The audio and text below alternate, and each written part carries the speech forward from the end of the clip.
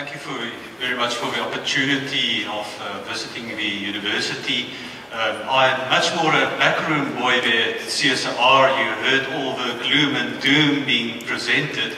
So what I'm going to present to you now is the attempts that we made at CSIR in understanding what we need to do in your designs in order to save energy and to make it tangible. There's a lot of talk. Bricks are seen as a very nice material. I'm going to leave you with a provocative hypothesis today.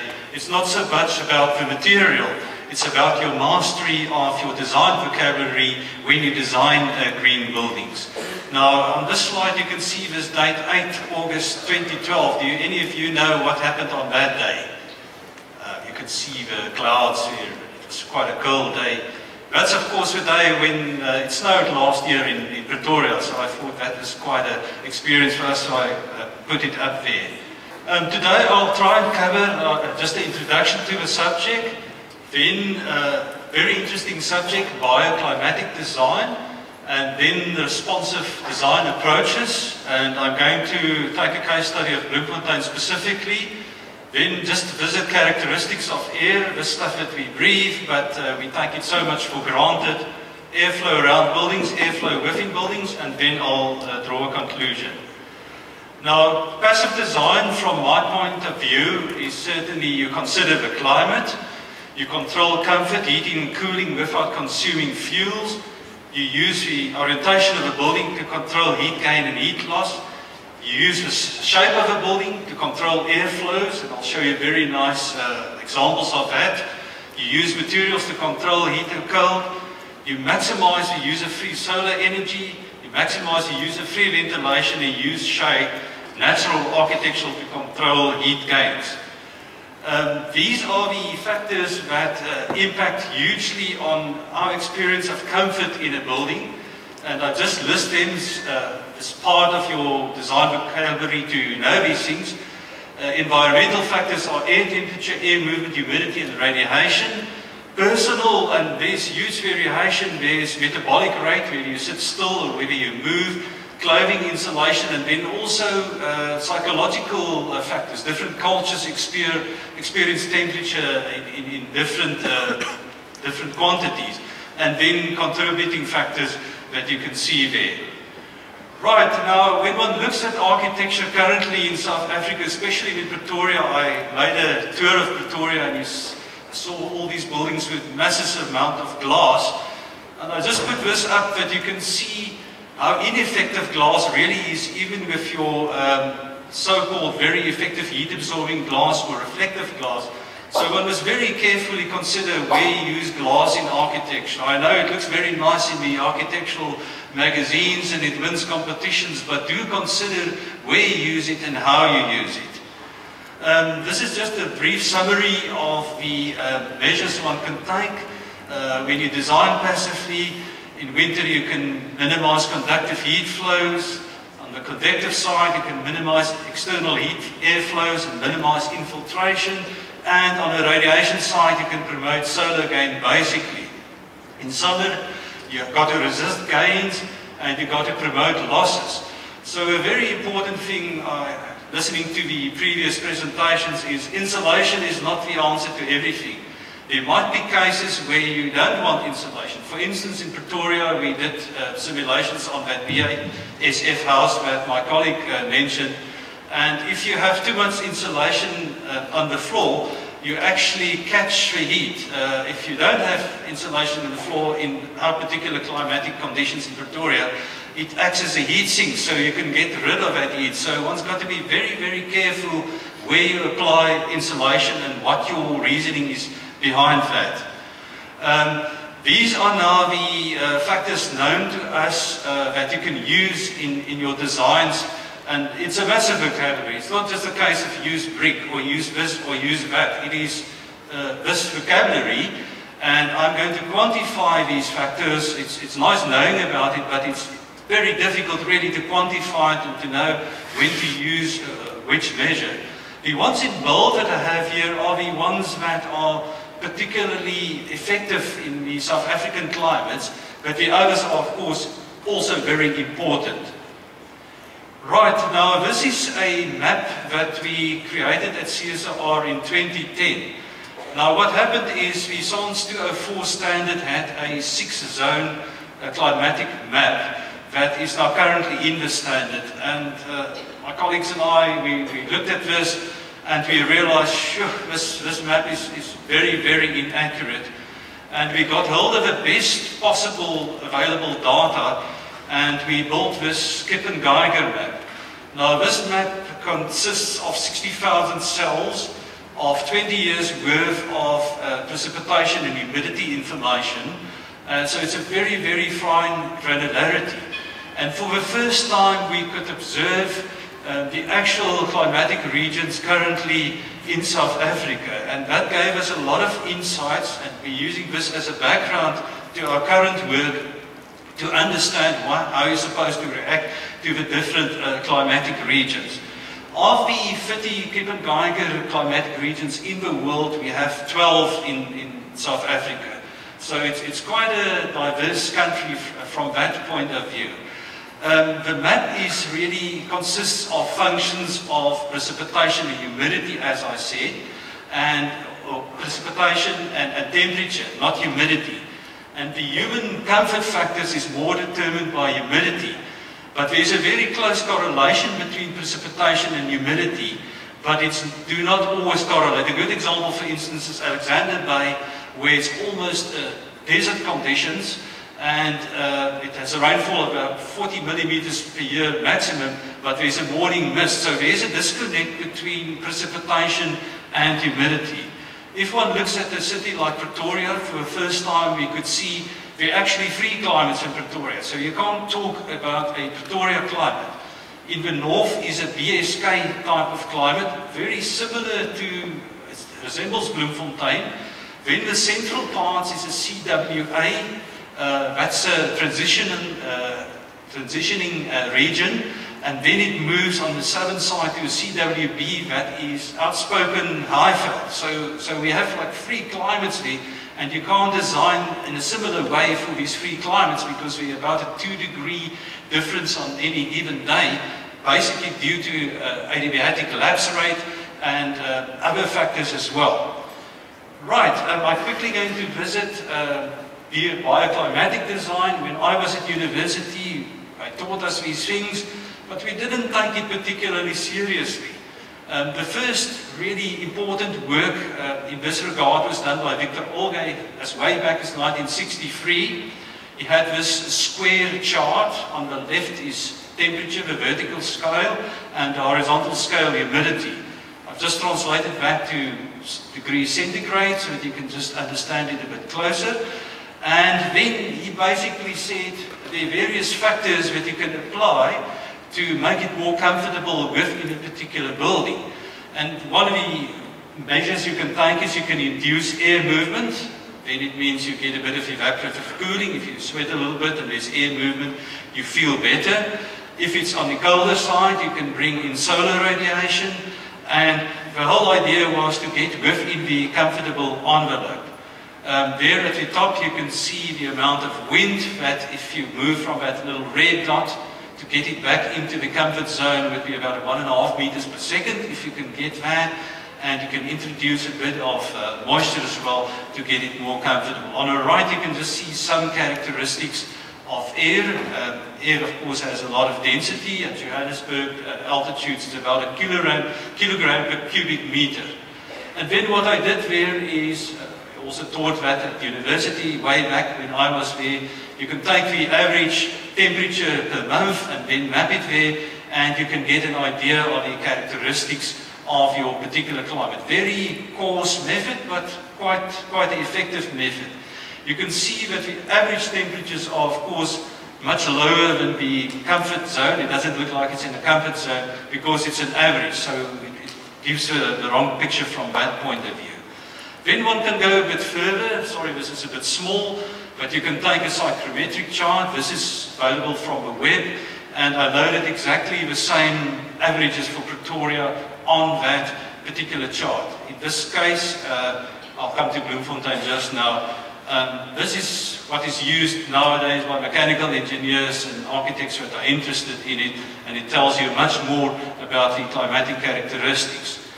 Then, moving further into bioclimatic design, Watson and Labs started to divide the psychrometric chart into different regions, and on the right you can see there what kind of measures you can take to make it comfortable if your climate falls within these particular regions. So on the left there you see you have to apply heating if you in between 1 and 5. If you happen to be in 9, 10 or 11, you're in the comfortable zone. You don't have to do anything within that zone. Javonian Milne had this look, it's a very similar approach. A little bit further back, similar approach. You map out the different regions, and then you get an idea of what you need to do in order to make it comfortable.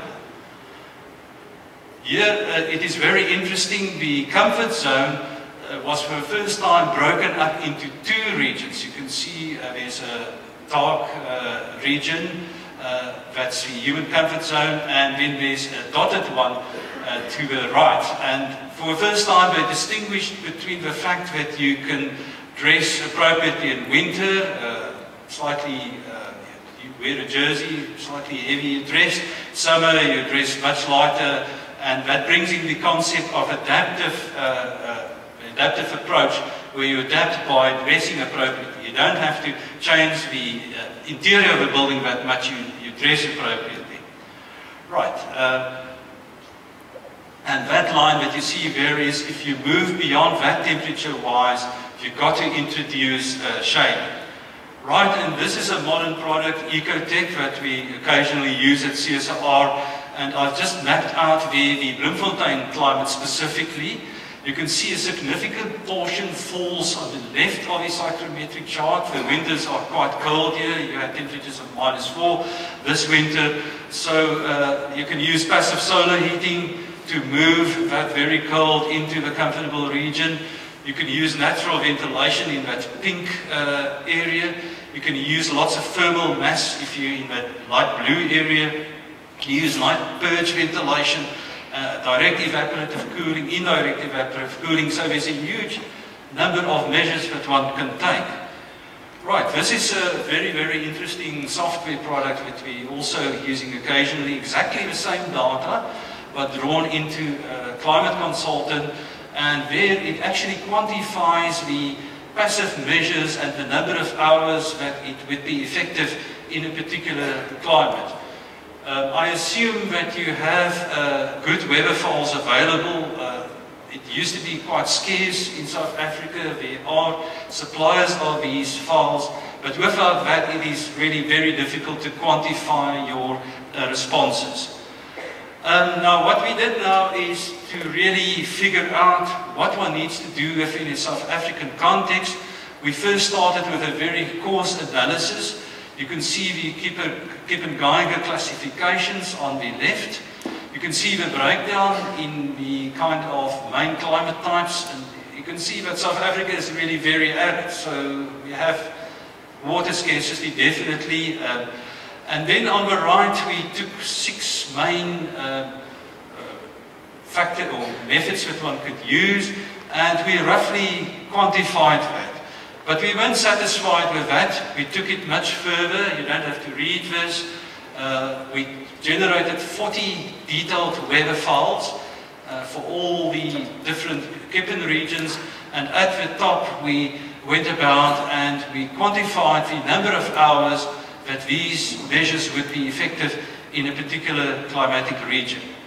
Here I just have a windrows for Bloemfontein. Wind is very important, and I overlaid the runways of your local airport, and you can see the north-south runway looks appropriate, but the east-west one, I think they're going to battle a bit with crosswinds occasionally. I hope they're not airport designers in the audience here, but it's just interesting. You've got to understand your prevailing winds if you want to use airflows in your building.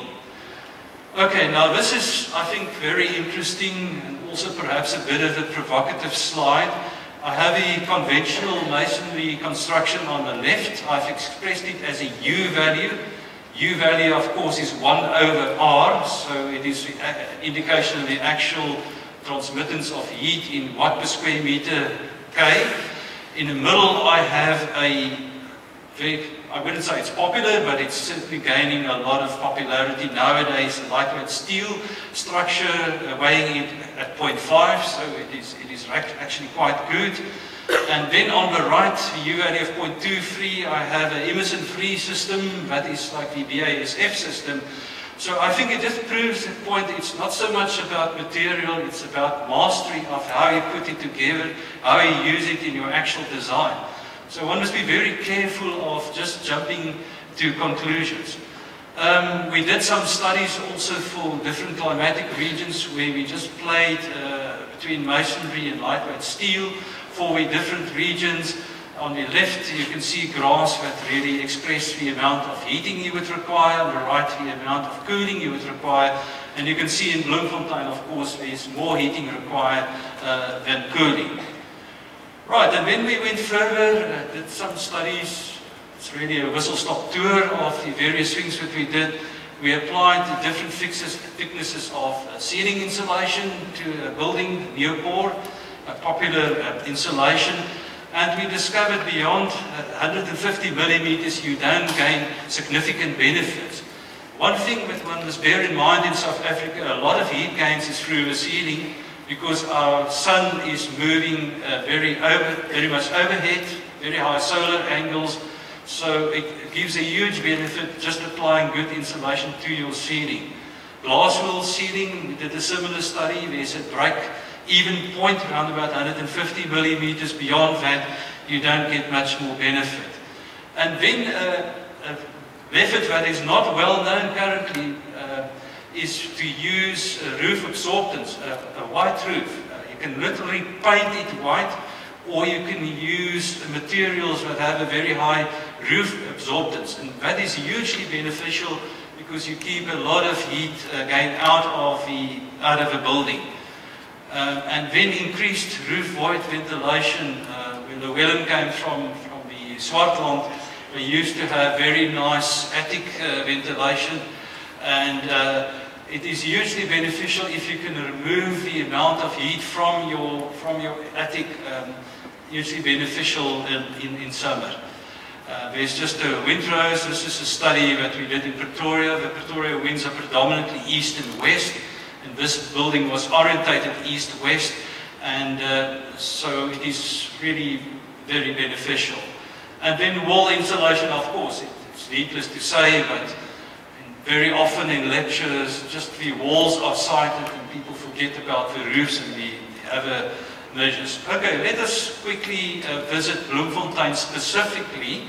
I wrote all of this in the Green Building Handbook. There's a lot of chapters, so I can't visit all the detail. But if one looks at Bloemfontein, it falls within the Kippen BSK region. It covers 23.81% of the surface area of South Africa currently. And if you look at the measures available, that is part of the vocabulary that I mentioned in my second slide. The strategies are sun shading of windows, high thermal mass night flushed, all these techniques. Then we ran very extensive simulations on a typical building.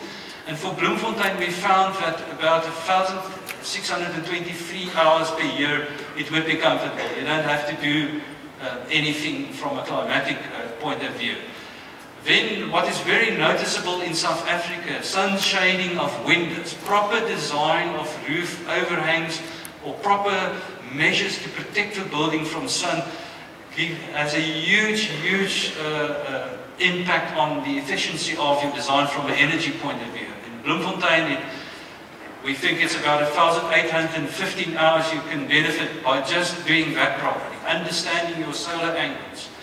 Then the other lesser measures, you can use high thermal mass where you use night flushing, and again the thermal mass need to be applied correctly.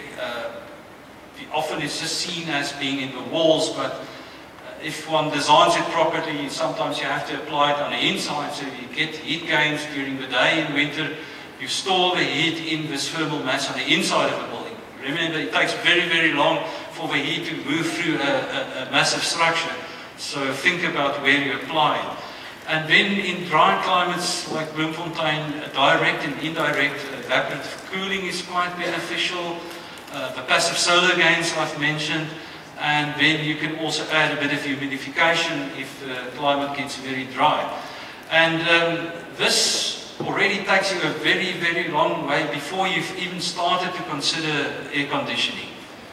You don't have to read this, but it's 2 studies that we did for alternative construction methods, ranging from heavyweight masonry construction right through to lightweight construction. On the top tables, we calculated the amount of hours or the amount of energy you would need to apply to make it comfortable within the BSK climate, including the Bloemfontein climate. The bottom bar, we calculated the number of hours it would be comfortable inside that particular structure. Right, and then I'm just quickly going to move through characteristics of air. This is just a very scientific, cool, no emotion analysis of air. But what's noticeable here, CO2 is not listed here. Yet, when you listen at lectures, CO2 is always cited as now the big contributing factor in climate change and the greenhouse effect. In fact, CO2 is only 0.04% per volume of our air composition, but it has a significant effect from the point of view of climate change. Yet, it's a very, very small percentage. When you design for strong winds, and that's more Cape Townians, consider the massive forces that wind will exert on your building, because we have a square factor there. Winter rain has a huge impact. If you design for airflows in your building, you've got to consider, is it open terrain, is it built up? It has a huge impact on how effective your ventilation measures are going to be. And then the main reason for ventilation is of course to supply clean air to the space and to extract contaminants as efficiently as possible. But the magnitude and pattern of natural air moving through a building depends on the strength and direction of the natural driving forces and the resistance of the flow path. This you can use in your designs. Remember, on the windward side you get positive pressures, leeward side negative pressures, and that's greatly beneficial to enhance ventilation. Your roof angle is very significant. If you reach an angle of about 25 degrees, you get positive pressure on the windward side of the roof, negative pressure on the leeward side. And this is the kind of flow patterns around the building. The bottom third can't really decide where it wants to go. The middle third mills around, kicking up the dust and leaves, and the top part makes its way across the building. Then ventilation can also be enhanced by density differences, hugely efficient way of doing ventilation. I'll show you the Fort Heer building just now. The important thing here is you've got to understand to a neutral pressure level. You don't want the hot air to rise and then enter your top story, so you've got to calculate the neutral pressure level marked as NPL very, very carefully if you use this technique. The stack effect in buildings is driven largely by temperature differences, so the bigger you can get the temperature difference, the more efficient it is going to be. Although the pressure differences are still very slight, it is a significant force if used correctly. This is a very good example of the Montfort University in the UK where they used this, but you'll notice the very tall chimneys. You've got to be very bold in your design when you do this kind of technique. This is a local bred solution, the University of Fort Heer project that we were involved with. We used a trombe wall on the northern facade that heated up the air. The air moved up in the trombe towards the roof. At the roof there was also a venturi that accelerated wind movement to create a suction effect, and then from the southern side through hollow floors we allowed air into this building, and on the left you can see how this building looks, and it's absolutely amazing how well it works. It doesn't use any air conditioning there, and It's amazing when the sun shines, the tromp drives the air movement. When the sun doesn't shine and there's wind movement, the pressure differentials on the floor and the venturi sucks it through. So the two systems complement each other very nicely. I must say it was a huge risk to design this building because it's not been done before, so we had to do a lot of simulations to determine if it's going to work. Then just something what's got to bear in mind, air doesn't see a window like we would see it, or light would see it. Air has a viscosity, so the area where it actually flows freely is much smaller than one would think. It tends to stick to the edges. Another study that we did was Brooklyn Chest in Cape Town, a hospital there. Their wind wasn't really a problem. It's either the northwesterly in winter or the southeasterly in summer when you want to have a nice holiday and you can't enjoy it because this wind is blowing so strongly, so there's not a shortage. So we designed then a building, we simulated it with CFD just to see how the air movement is going to be across that building, and we looked at the pressure differentials, we introduced roof monitors. It's a TB hospital, so ideally you want very high ventilation rates to make it a healthy environment. So we did a lot of simulations there to understand the airflows. The hospital has just come into operation now, and I believe it is working very, very well. Airflow, it's always beneficial to have cross ventilation rather than just single-sided ventilation, as illustrated in these slides. Then I'll conclude with a last case study that we did. It's in Modimolle, another TB hospital, where we also introduced roof monitors, and everything had to work with natural ventilation. We didn't want to use any air conditioning, and so we introduced a roof angle of 25 degrees, that roof ventilator that you can see there, and then slots in appropriate places to make it a safer environment, where you can see exploded view of what we did there. Some simulations of what we found here, types of windows that we used, and here you can see some slides. What's very important in this project is the roof ventilator is not right through. We introduced stage baffles, so if the air comes from one side, it would hit that baffle and it would be forced into the building.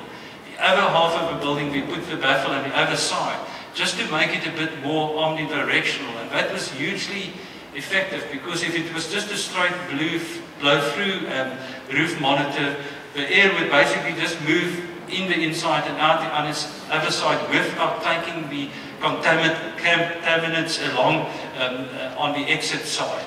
This is how it looked. You can see the baffle there in the middle that divide the two halves. Right, the conclusions is now at this stage, it's a hugely complex subject, but we found that for single material interventions in passive design, ceiling insulation alone has the highest load reduction potential, up to 50% in South Africa, if you use the right materials, followed by low roof absorbance, your white type of roofs. The net result of combining different interventions are not always as beneficial as expected, because benefits are neutralized. For instance, like in the Fort Air building, if the wind blows, it's going to kill the tromp because it's cooling it down, so there's an interaction between these methods. Let's move on. Positioning of insulation in a wall do not have such a massive effect. Where you put it on the outside, in the cavity, on the inside, not such a massive effect. Different designs have similar benefits across all climatic regions, as I've said. And in South Africa, the three most appropriate passive strategies, sort of the prime ones you can start with, would be sun shading of windows, internal heat gains, and passive solar direct gain high mass, then followed by the others. Don't forget about the others, are also important. Then, if you use air, remember that the urban environment and neighbouring buildings create turbulent airflows, so you don't get nice clean airflows. Air certainly do not follow the arrows on the architectural plan. Air follows complex flow paths. Low airspeeds could reach a building depending on your environment. The boundary layer close to the earth significantly reduces airflow through windows, and we recommend that you use simulation with wind tunnels or CFD to quantify the airflows. It's virtually impossible to calculate this without advanced techniques. And then something that's fortunately improving now is reliable and detailed weather files are required to understand predominant conditions and to undertake good simulations. So it's absolutely essential. Many opportunities exist to improve natural ventilation using buoyancy, aerofoils, trams, roof ventilators, openings, positions and size. And then something one's always got to remember, it's far more difficult to suck air through a building with a fan than to try and blow it into a building through a ventilation system. Different systems as an aerofoil and tram-driven ventilation can undermine each other's efficiency. And then small interventions when you're in the world of passive design might not produce the desired effect. Then I just have a list of useful publications. Two publications that are particularly good is the number 7, Lyceum and Chocolate, Thermal Comfort. Very profound work, very often cited. And number 6, De Deer, did a lot of work on the adaptive approach. Between those two, you should be very well positioned in designing a passive building. The others are just more regulations. And then there's also the Climate Consultant link. It's available for free, the tool that I've shown. Winter psychrometric chart that you can download if you want to do psychrometric work.